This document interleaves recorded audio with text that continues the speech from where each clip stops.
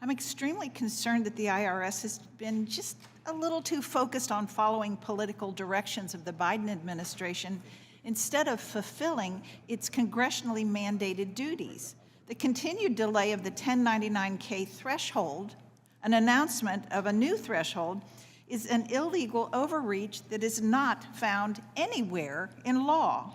Unfortunately, this is just another step in a long string of illegal and questionably legal actions taken by the IRS and the Department of Treasury to either willfully ignore the change or misinterpret the laws that have been passed by Congress.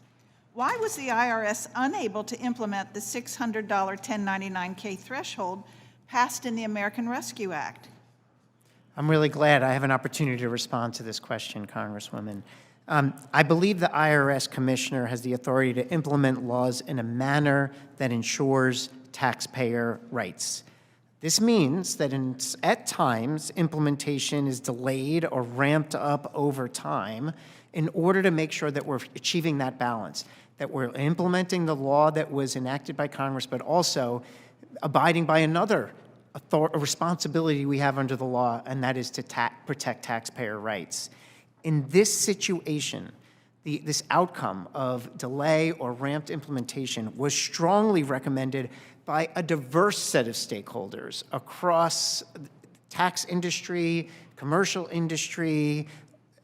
From every direction, we were hearing calls to that there was risk. I can understand why. Yeah. I mean, given the 3-year extended delay, does the IRS believe it will ever be able to comply with this law?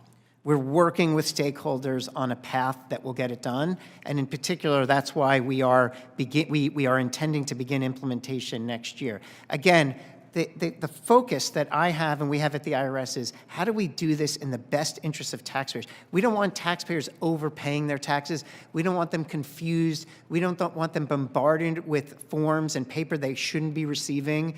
And if we go forward with implementation without being able to adequately protect against that risk, then I'm not meeting my legal responsibility as commissioner to help taxpayers and to help protect their rights. Well, in November of 2023, you announced plans for a threshold of $5,000 in 2024. Yes.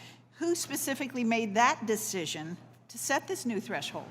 That was a strong recommendation from the stakeholders we reached out to across a variety of stakeholders, taxpayers, these companies that are third-party payment platforms. The reason why there seemed to be consensus on $5,000 was because that, if you looked at the analysis and the model, $5,000 would ensure the most revenue would be impacted while also protecting the most taxpayers from unnecessary paperwork and sending them things that they didn't actually need. Well, I have to reclaim my time because, I mean, what authority does the IRS have to set the new threshold?